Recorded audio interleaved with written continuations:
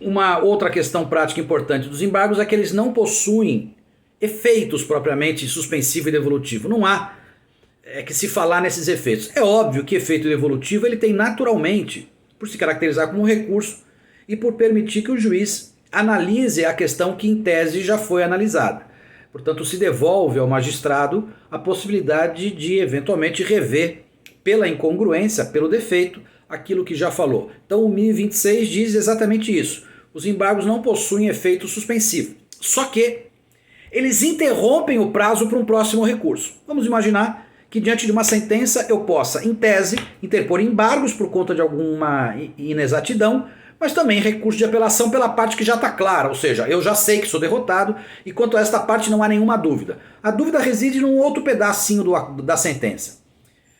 Quando eu interponho os embargos para que seja corrigido aquele defeitozinho, o prazo de apelação para outra parte, que eu não tenho dúvida alguma, o prazo se interrompe. E só se renova, só começa a partir da intimação da decisão do julgamento dos embargos. Portanto, teve a sentença, eu entrei com embargos. Fica sem prazo de apelação nenhum. Daqui a 10 dias sai publicado um despacho do juiz, rejeita os embargos. Do dia seguinte começa a contar o primeiro dia do meu recurso de apelação. Portanto, a interposição dos embargos interrompe o prazo para eventualmente interpor outros recursos que seriam cabíveis em tese. Há uma pena para quando os embargos forem opostos de modo sorrateiro, de modo malicioso ou de modo protelatório. O parágrafo 2º diz: quando os embargos forem claramente protelatórios, ou seja, tiverem o intuito apenas de atrasar o processo e não de esclarecer nada, o embargante é malicioso, ele não quer de fato resolver nenhuma pendência, ele quer atrasar o processo. Nesse caso, o tribunal ou o juiz, de modo fundamentado, vai determinar o pagamento de uma multa não superior a 2% sobre o valor da causa. É uma espécie de litigância de má-fé, só que é uma pena específica chamada pena de embargos protelatórios. Atenção, gente. Ninguém entra com embargos protelatórios. Embargos protelatórios não é o nome do recurso. O nome do recurso é embargos de declaração. Eles terão a natureza protelatória se ficar identificado que o intuito era apenas de procrastinar, de atrasar o processo.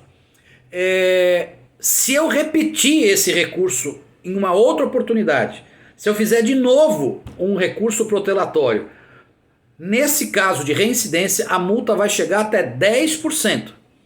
E eu não vou poder mais fazer recurso nenhum sem o pagamento dessa multa. Portanto, os meus próximos recursos só serão admitidos se eu comprovar que paguei a dívida relativa a esta multa anterior. Tá bom?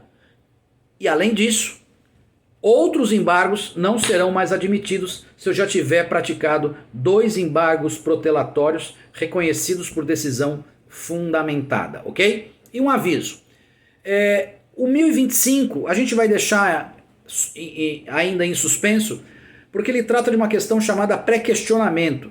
E a gente vai se envolver com esse tema quando estudar recurso especial e recurso extraordinário. Tá bom, gente? Um abração para vocês.